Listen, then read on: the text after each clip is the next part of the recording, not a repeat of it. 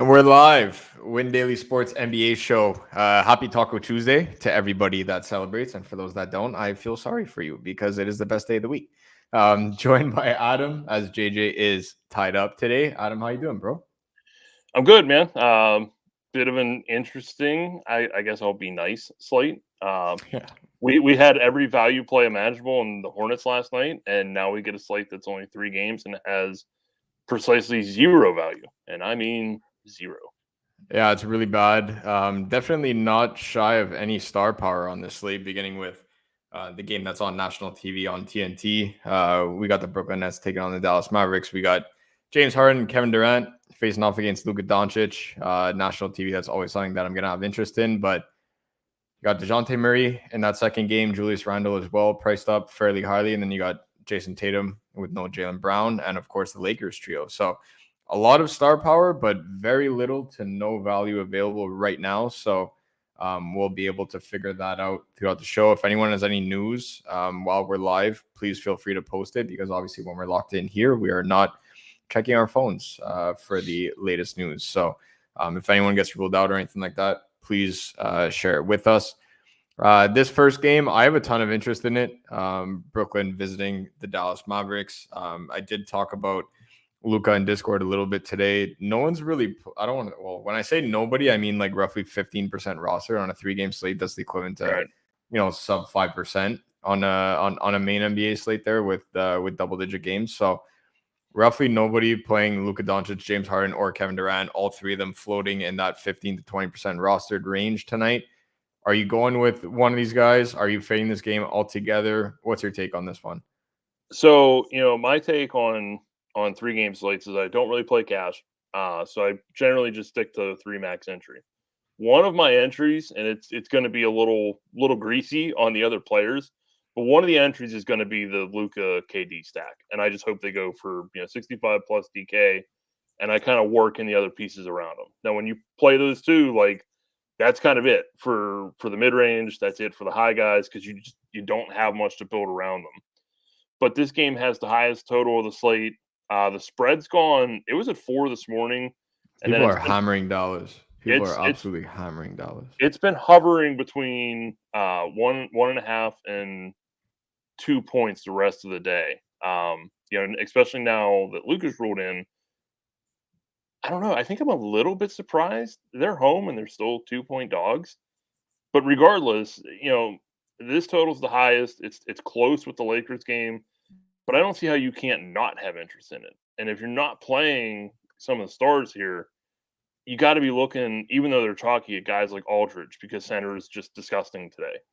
If you don't think, like, let's say you don't think Luka has the best game, maybe that's when you turn to a Brunson or maybe even a really low owned THJ. And, generally we don't advocate playing those guys when everybody's active for Dallas, which is the case tonight. But if that's your way of getting different and you just hope Luka goes for, say, 45 to 50 DK, doesn't go off, and maybe, Brunson's shot is just falling, I still like you have to get a piece of this game somewhere along the line, I think.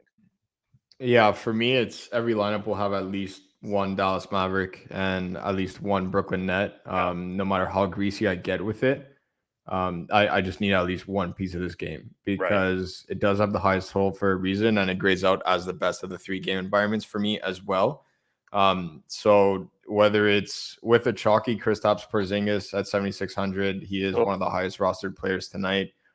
Makes me So gross to gross. say. Like I really don't want to go there. But if you're not playing Luka and you're playing KP, well then it is justifiable, right? So, like for me, it's really tough for me not to play one of Kevin Durant or James Harden in the spot, especially with most of the players that people want to roster tonight are guards, right? Right. So everyone's looking at Dennis Schroeder now that Jaylen Brown is out. He already takes that point guard spot away.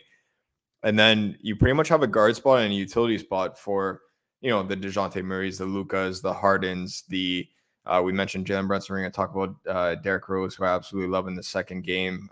You even have Lonnie Walker, who's a value guard that's very popular on this slate as well. Marcus Smart is one of the top 5 roster players tonight. We're not even going to talk about that because it's beyond disgusting. But again, with all these guards that people are rostering, not playing one of James Harden or Kevin Durant tonight on a slate where raw points is absolutely king, it is very dangerous to me. Like both of these guys can go absolutely nuts. You know that Steve Nash is going to play them 40 minutes apiece. Yeah. And just as how bad Dallas is on the interior, they can't defend the perimeter either now. Like they're just struggling all around on the defensive side of the ball. So for me to get one of Kevin Durant or James Harden in my lineup tonight, I will be making that a priority. And then that's when I got to decide, okay, am I running it back with Luka and just committing to this game? Or am I grabbing a Jalen Brunson, a Maxi Kleba, someone like that to be able to get my Dallas Maverick in there? I do have a bit of interest in Aldridge, although it's primarily because center is beyond gross. Yeah, that's really about it. I mean, Yeah, because it's a being good one of the spot. highest rostered, It's a it's good tough. spot, but you don't really like 30% LaMarcus Aldridge at 5,700. Like I know he's playing a lot. Griffin's out of the rotation, but to just build on your KD point, to see him be 8th in the NBA in minutes and lead in scoring, and we have a 3-game slate and he's like 20%. I don't understand it when people are jamming in Lonnie Walker, who's 3,400, and Dwight Howard, who's like a top 8 ownership play. He's 3,800. So, and I mentioned this in Discord, but like, okay, cool. Let's say you want to ride those guys. I'm totally fine with that. Why are you jamming in those punts to play Jakob Poeltl and KP? You're playing those punts to get access to guys like Luka, like KD. You want the Yeah, guys that can exactly. break the slate, not the guys that are just going to give you 35 to 40 DK like Porzingis probably will. Yeah, like if you're going for the, you know, I just want 5x pretty much from all my guys tonight, maybe 250 cashes on a 3-game slate, maybe it doesn't. We've seen really low scoring 3-game slates as of late. If 250 cashes, then and you're just going balanced all around, then just you have to commit to that. Like if you're playing Porzingis, you're playing Podol, you're going double center with LaMarcus Aldridge, you're playing Jalen Brunson or Derrick Rose, or maybe both. You're playing Dennis Schroeder at 6.4. Like at that point, forget about which stud you're playing. Don't play any of them, and just Yeah, truly commit to the mid range if that's the strategy that you want to deploy. Because to me, it's rostering guys like exactly the way that you said it. The Lonnie Walkers, the Dwight Howards, and anybody that's sub 4K essentially. You want access to be able to choose within all these studs at your disposal, right? It's not only like, oh, hey, I can only get Jason Tatum at 9.4. Like, no, man, if I'm playing a $3,800 Dwight Howard, 15 years past his prime, I want to be able to say, if I want to pay $11,000 for Luka tonight, I'm going to pay $11,000 for Luka, right? Like that's the right, whole point right. of going with that strategy. And for me, like if you are doing that, it is certainly viable. Any goals on a 3-game slate other than playing Evan Fournier, but for me, it's just like you were saying, you're playing Lonnie Walker, you're playing Dwight Howard, you're possibly playing both to load up on Dennis Schroeder, Marcus Smart, and Jakob Poeltl. Like, where is the upside to that lineup, right? So Right. at that point, if all those guys are quote unquote safe to you when you're building your lineup, then go with 8 quote unquote safe guys. Don't even dip into that range and just commit to that. So that's one thing that I will say about that lineup structure. But we'll be moving on to the next game where the New York Knicks are visiting the San Antonio Spurs. And just before that, I will get to a couple questions. Fournier to the moon. Yeah, absolutely not. Jimmy, you know that. Value for tomorrow. I'm on deck writing for tomorrow. So they did price up Charlotte quite a bit, which both Adam and I are very happy about, but there is plenty of other plays. What about Monk? We haven't gone to that game yet. So patience, young grasshopper. Second game, the Knicks taking on the Spurs. I'll kick this one off just because DeJounte Murray's on the slate, and Yeah, it is it's a great day to be alive when we get to play DeJounte Murray. Said it yesterday, said it the slate before that, said it the slate before that, said it for all the other slates in the last 3 years before every that. slate that he's on. And it is just an absolute beautiful day to be able to play DeJounte Murray, especially when his price goes down by nearly $1,000 in so a great matchup against one of the not worst defensive units in the entire NBA in the New York Knicks. So, are you playing DeJounte tonight? Are you not? I am. He's in 2 of 3. And occasionally on the lives we like to give out some picks. I'll give the same one I gave Discord. DeJounte Murray on DK was plus money for over 7.5 assists. I took that. And to balance it out, I also took his over 15.5 rebounds, and assists. I think both are just underpriced for him. We've seen what he's capable of every single slate. He's not like racking up triple doubles, but he's always right in that range, right? He's always just kind of right there. If a couple more things fall his way, he's always got a shot. And you mentioned like who's guarding him on the outside? No, nobody. Nobody's going to guard this guy. The only back-to-back Spurs that he's played for the Spurs this year, he played 34 minutes. So that's not a concern. I mean, I don't see any reason to not absolutely love him again tonight. If you've been playing him at 9.8 and 10K, why would you not want to play him at 9.5? Yeah, absolutely. And especially with, it's a similar strategy to what people are using when they're saying, well, I want to play Jason Tatum, right? Like, and this was even before Jaylen Brown was ruled out. Jason Tatum was already a top 5 roster player on the slate. And it's because you get to roster a stud without dipping too much into that sub 4K range. You'll likely have one of those guys, if any at all, right? So because of the fact that you can just load up on 5K guys after that, the Podol's, the Aldridge, and then your 4K guy being someone like Malik Monk, or if you're going below that, you go Lonnie Walker, etc. That's where you have a bit more flexibility than going up $1,500 more to the Lucas, the Kevin Durant's, right, and the James Hardens, right? So I absolutely love DeJounte Murray to the surprise of absolutely nobody. So I will just leave it at that because I am playing DeJounte Murray. Water is wet and the sky is still blue. Are you touching this Knicks rotation, which we have heard that Tom Thibodeau is looking to, quote, make some changes to the lineup? He emphasized later on after practice that that's not just the starting lineup, right? Like he wants to really evaluate his rotations as a whole. And that means a lot coming from Tibbs because when he finds something that he likes, it'll take a torn ACL for him to switch up that rotation, right? So like it means a lot to that New York front office now that Tibbs is saying, hey, I'm going to switch things up. I am expecting a switch up when he says that. So look, we don't exactly have an eye on what that's going to be. And even when we get those little green check marks, I'm here to tell you, if you think you know what's going to happen, I'm sorry to be the bearer of bad news. You don't. You don't. Because we have seen Tibbs especially in the month of November when they started off and they had a rough stretch. That starting 5 had the worst defensive rating in the history of the league with over 100 minutes played together in the history of the think about that. There are some bad defensive teams in the league, not only just in the last 5 to 10 years, but in all time, they had the worst defensive rating of anybody that's played more than 100 minutes together. So not where you want to be.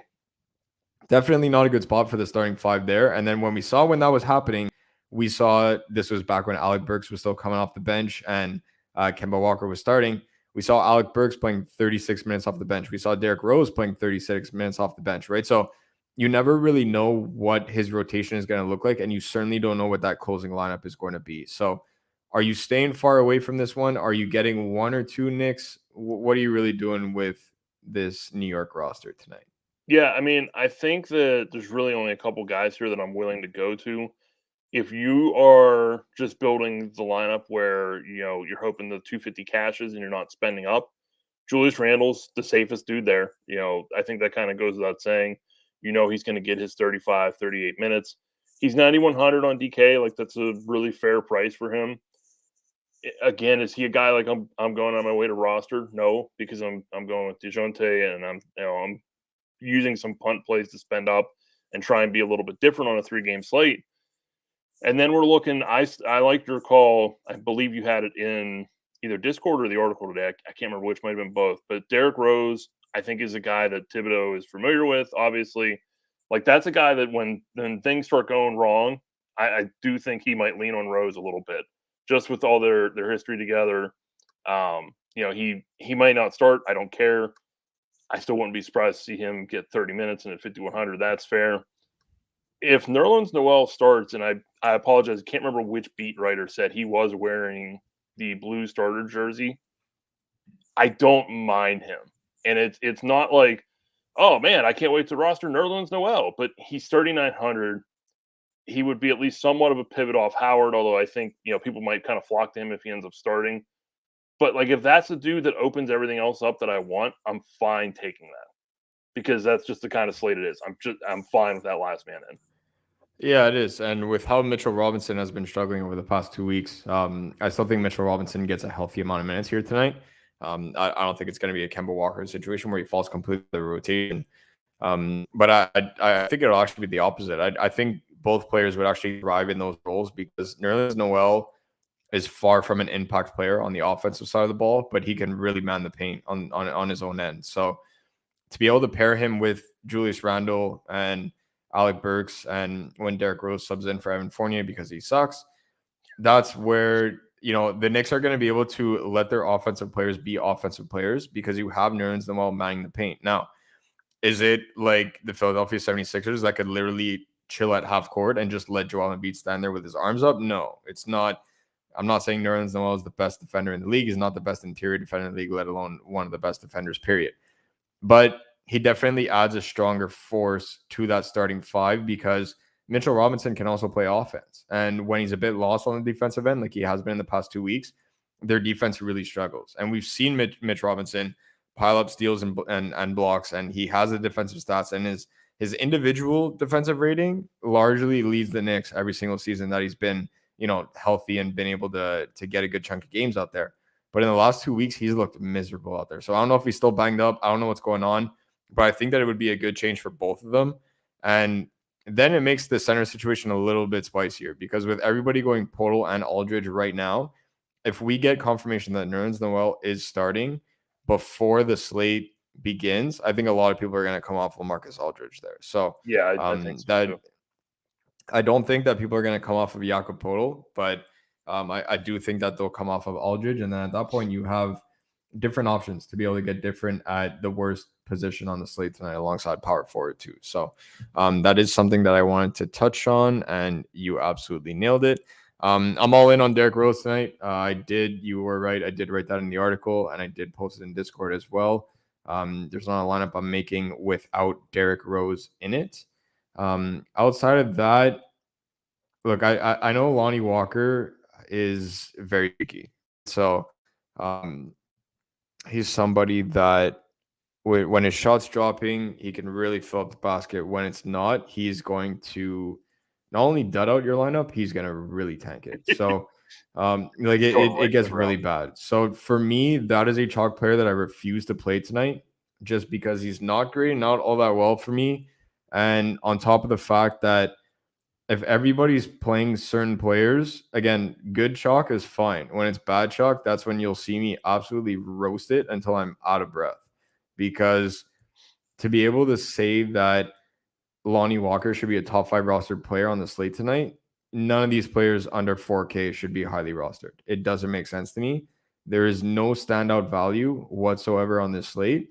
And if one of them is going to be 30+% rostered, I'm automatically not playing him. I don't care how good people think he's going to be tonight. I am not playing him because there's a much greater edge in fading somebody like that than there is fading other guys that we're talking about. As much as I don't want to play Jason Tatum as the top roster player on the slate, you got to think like, are you playing? I'll use Dennis Schroeder as an example because that's a guy that I'm not fading, right? So Jason Tatum, I have 1 out of 3 right now, and I think you deployed the same strategy. But Dennis Schroeder for me is someone that he's likely going to be a top 5 roster player on the slate tonight. I'm A-okay with that, as he should be. As he should be. I can't argue there. Primary ball handlers against the Lakers. Russell Westbrook has no idea what he's doing on either end of the court right now. Forget about on his own end of the court. He doesn't know what he's doing the entire length of the way. And to be able to get Dennis Schroeder playing 36+ minutes against the Lakers in a very tight matchup, that's chalk that I'm okay eating. It's not like I only play 5% plays, but what I'm saying is that you get 30 to 40% owned Lonnie Walker. It does not make sense to me whatsoever. So that's going to be a hard no for me. But are you playing any Doggy McBuckets? Because I know we're going to get that question. So that was the last point that I was going to touch on. So for me, forward is absolute cheeks tonight. Like I get to my lineup and I could have anything that is less than Kevin Durant. So anything that is not 10.8K, I look at my forward spot. I could literally have 10.7 left. And I'm like, I don't want to roster anybody. There's nobody there that I like. So that's where I'm like, I'll say that's where it's like, okay, if Horford's I'm like not one playing exception. Tatum, then I'll play old man Horford. You know, like hopefully he Right. doesn't croak midway through the game. Like that's I'll play Schroeder and Horford because I'm not playing Tatum, and hopefully that it balances out, right? Like it's more of a strategic thing. Right. It's not like Al Horford's going to go off, but it's more of a strategic thing saying like, okay, I'm not playing Tatum. Somebody's got to score and rebound more than Tatum. That guy's Al Horford, and again, hopefully he doesn't croak. I am playing Dennis Schroeder in scenarios like that. I'm playing Dennis Schroeder everywhere tonight, actually, but that's a guy where I'm landing on this in my main build right now. I was landing between 3.8 and 4.5 a lot. Yep. And I was very like, similar you then. know what? If Lonnie Walker is going to be 40% rostered tonight, I'll take a shot. I'll put it that way. Am I happy about it? Absolutely not. And if it was up to me, if it was not a family show, I would do the Jordan Belfort. Absolutely not. Right. But am I happy about it? No. But I mean, Lonnie Walker's 40% rostered. Like, and they McBucket's literally 11%. they sub in directly for one another. What better way is there to be able to get leverage off the chalk value play than to play the guy that is actually starting in his spot? Yeah. And if he gets hot, he's not coming off the court. Right. So that's where at 4K it made sense for me as a last man in. But again, any one of these guys, I'll likely say like, let's take a shot, because for me it's anybody but Lonnie Walker. That's the one thing that I'll say. And like you pointed out earlier, like 11% sounds like kind of a lot on a 3-game slate. That is not a lot at all. On a 3-game slate, that is unrostered. Yeah, 11% on a 3-game NBA slate, right? 3-game NBA slate, that is unrostered to me. Anything under 15% is unrostered, because when that player starts going off, you end up seriously moving the chain in the standings. Yeah, you're jumping like it's going out of style. So for me, it's anybody under 15% rostered is somebody that I have interest in tonight, because like I always say, the 3-game slates are less about who's the best individual play. It's more so about two things: strategy and being able to just capture raw points, right? So it's all about, is this guy going to absolutely tank my lineup? It's not like, oh, hey, is this guy going to put up 70?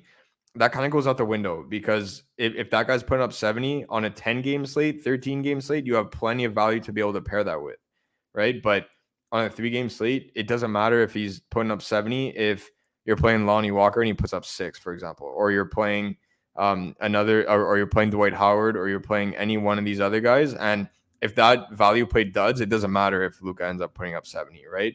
So that's where, for me, it's all about capturing raw points and being able to get different from the field, because it is 100% a strategy play tonight. It is not necessarily involving who's the best individual play, because if you're saying, oh, Jaylen Brown's out, I want to play Jason Tatum, cool, so is 60% of the field. Oh, Jaylen Brown's out, I want to play Dennis Schroeder, cool, so is 80% of the field. Like, you have to get different somewhere, right? And if you're leaving your lineup to one spot to get different, it's not enough, right? So that's the one thing that I'll add about that. The Knicks are bottom 5 in 3-point frequency allowed. McBucket's shooting 43.8% from beyond the arc. Oh, it's out of control. Like that's all he does. That's literally all he does. He stands. He's he literally stands on the wing and just takes threes. Right. He's only at 73 attempts, but he's missed some games. It's only through 15 games. And we talked about this in the NFL slate. I don't need McDermott to score 35. I need him to outscore Lonnie Walker. I need him to outscore Lonnie Walker. And that's it. If he does that, I'm set. That's all I need. That's really all I need. So with that being said, are you playing any of the Lakers 3 guys? I know that I have a bit of interest in Braun, but are you playing? I'm the same way. I know neither one of us is playing Westbrook, but are you playing AD at 10.2? I'm not, just because I'm not getting there. Because if I'm in that range in power forward, I'm just finding the extra 600 for KD, because I think Durant has the higher upside, and that's all I'm really shooting for on this slate. When all 3 guys are active, the total raw ceiling is going to be hard to capture. But the exception I'm going to make in one of my lineups is LeBron James, because he's under 10K. Like, you get LeBron under 10, you almost have to go there at least once, right? Especially in such a short slate. He's one of the few guys that has, 60-point DK upside. The floor is pretty set, around 50, 55. If he just goes off tonight and people really aren't playing him again, he's under 20%.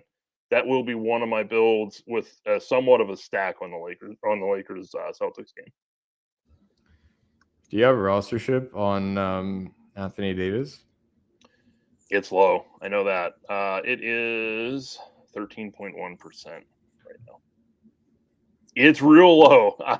I am sort of tempted because that Boston interior is not good. I'm running out of red noses and face paint to put on when I keep rostering Anthony Davis. Man, oh man. I also like you said, if you're kind of just looking for the last man in, Malik Monk, Carmelo Anthony. I want you to talk about Malik Monk. You absolutely nailed that one in the article. So I'll let you go off about Malik Monk. Please do, because that write-up really had me convinced. So I don't know if it's going off per se, but you're just looking at, again, how am I going to get different from the field tonight? And you look and you see Boston is bottom 10 in 3-point frequency allowed. It's 42%. I mean, we've been beating this drum since the start of the season. The Lakers need somebody to hit some damn shots because generally their starting lineup's not going to do it outside of LeBron and occasionally AD. So you have Anthony and Malik Monk coming off the bench. Monk has been playing some decent minutes here lately. 34, 44, 22, 33, 29. Like, he can shoot a little bit from deep. It's 36.8 on the year. It's nothing spectacular.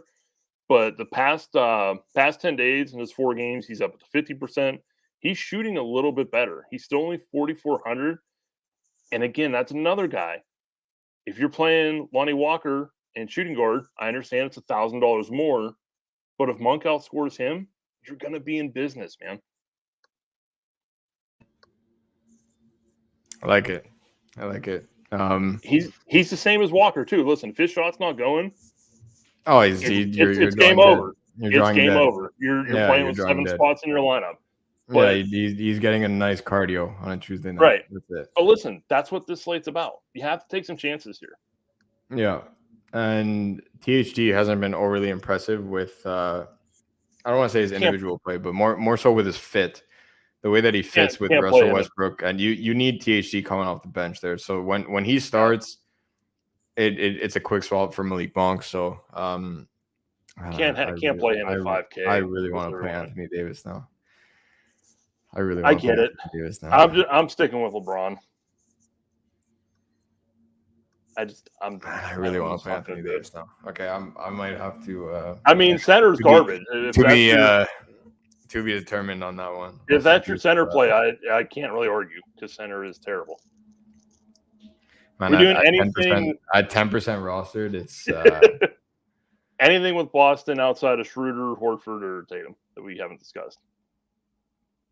No, not. I don't think so. I haven't checked. I haven't checked the model, but I don't think anyone's in the top 10. Nah, the model. It's kind of funny because today we don't have anybody over 6x, and that just speaks to how little value there is on this slate. That's bad. Like in the context of the slate, it's rare to see that. But I don't have any interest in Boston outside of Schroeder, Horford, and I'm taking that stand on Tatum. I'll just be with the field, and I hope that doesn't kill me. Really hard time not playing Anthony Davis now, but I'll leave it at that. We'll get through some questions before I end up telling everybody to lock in Anthony Davis, and then he goes to the locker room 6 minutes into the game. You playing Inez Freedom tonight? A little narrative with LeBron? No, I'm not going there. Yeah, I'm not playing him. But if Burks is drilling his shots, he's going to see 35 to 40 minutes. If he ain't hitting his shots, it's going to be like 20 to 25. Yep, that is absolutely correct. But just remember, we don't know if that shot's dropping. And 6,700, that also applies to every player on the slate, right? So that's exactly it. It's one thing to say that with Monk and Carmelo and guys like that who are 44. It's another thing to say that with guys that are 67. So I could probably name 20 guys on the slate where they fit this exact narrative, but the large majority of them will be, 5K and less. Right. But when you're paying 6,700 for Alec Burks, you better pray that he's. You better hope he's on the floor for 40 minutes. He better be getting 42 minutes, because if he's not, your lineup is cooked. Yeah. So that's the one thing. I don't mind taking the risk, but the only New York Knick I'm playing tonight is Derrick Rose. I have a soft spot for Derrick Rose every single year, and especially now where Tibbs wants to shake things up. 8+ seasons with Derrick Rose. That's his guy, right? So I do really like Derrick Rose in this matchup too. Coming off the bench would be ideal. I don't really want him starting, and if he does, then I I want don't it. think he'll start. I really don't. I've never seen him start. Right, like even when everyone's injured, they'll still start quickly over Rose because they know they need him coming off the bench to play a full 36 minutes, right? So, him coming off the bench and facing Lonnie Walker one-on-one. Oh boy. Good luck. Good luck keeping up. So I absolutely want a ton of that. And then we got a lineup from Jimmy Murray, D Rose, Dougie, KD, LMA, Schroeder, Kleba, and Nerlens Noel. Yeah, I mean, I prefer Noel to start, but you could always pivot down to Howard or something if you end up getting stuck after lock. But I don't mind that at all.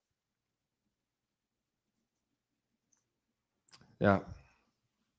I'm just worried about the Kleba Dougie combo. Yeah, I mean, listen, it's not ideal, but Kleber is still high in the model. Dallas is with Dallas 100% healthy. What they usually do is they'll shift KP to the 5, right? And then they'll end up having DFS play at the 4.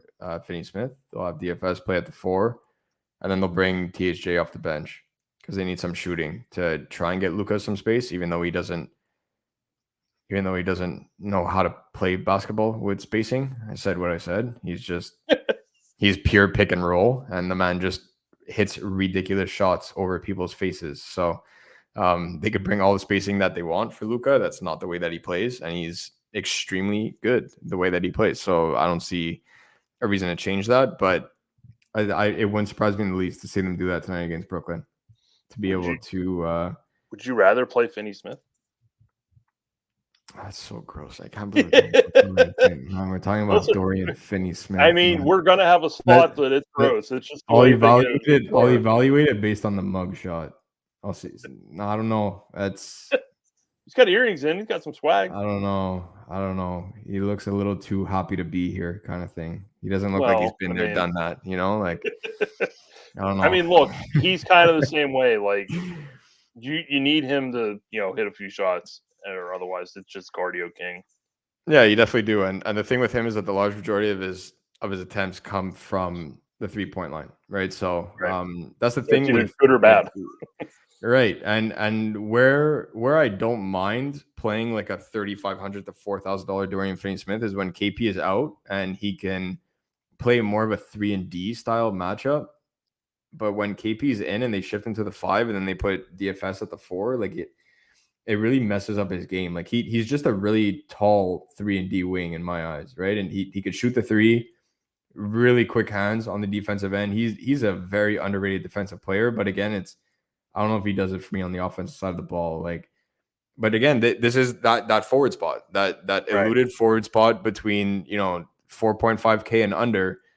That's where I kept landing. So that's exactly where I kept landing, and I was like, man, I refuse to play Lonnie Walker here, right? So, man, I would say, Jimmy, maybe I don't know if you can do it or not, but if you can get up to Melo, maybe. Yeah, that's exactly what Jimmy was saying. He was saying Melo over Kleba. Like, I'd rather do that. I'm like 99% sure the model has Kleba over Melo, which would be my play then again. But again, like one of these Lakers is gonna have to be drilling shots on the wing tonight, right?